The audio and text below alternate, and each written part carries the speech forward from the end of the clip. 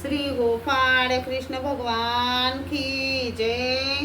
लीळा number 120चा उर्वरित भाग। परंतु ते मी आपणास विनंती करायची रोज विसरत होतो।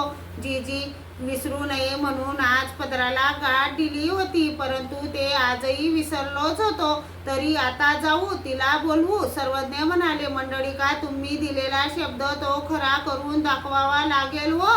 मग नाथोबा त्या स्त्रीला बोलवून घेऊन आले। त्या स्त्रीला सिंह नारायण देवळाच्या नेतृत्व कोपऱ्याला थांबायला सांगितले व आपण सर्वज्ञांना विनंती करायला आले। सर्वज्ञांनी श्रीचरणात प्रार्थने घातली।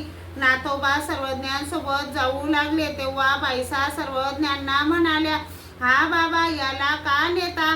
सर्वज्ञ म्हणाले, बाई मंडळीकू येथीचा अवयवू की याचा येतो काही निरोधू असे। नाथोबा थांबले। मग सर्वज्ञ तेथे गेले, तिला दर्शन दिले, तिचा रजोगुण दूर करून निर्गुण सत्व प्रकटिले। मग त्या स्त्रीला जायला सांगितले। नंतर सर्वज्ञ आले, नाथोबांना म्हणाले, मंडळिका, तुम्ही का आला नाहीत?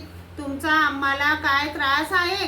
तुम्ही आमचा एक अवयव आहे की? बाईसा म्हणाले, हे काय बाबा, लवकर आलात? सर्वज्ञ म्हणाले, बाई, विषयानंद होता तो नाहीसा केला आणि प्रेमानंद प्रकट करून दिला।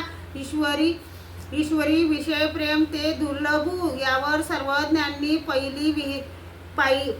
पहिली विहिरीचा दृष्टांत निरूपण केला। कोणी एकी विरहिणी असे, तियेचा पती देशा उरा जाये, मग तियेसी आणिके काही सेनही सुखासी नये, तयाच्या अंगी टोपरे पुढक वाटवा का, तयाची ये टाऊनी कोणी ये तेने सुखसी ये। तसे ईश्वराच्या वियोग दुःखाने तळमळ करणाऱ्या पुरुषास स्थान, प्रसाद, भिक्षुक, वासनिक यांच्या भेटीने किंवा शास्त्र श्रवणाने सुख समाधान वाटते। श्री गोपाळ कृष्ण भगवान की जय।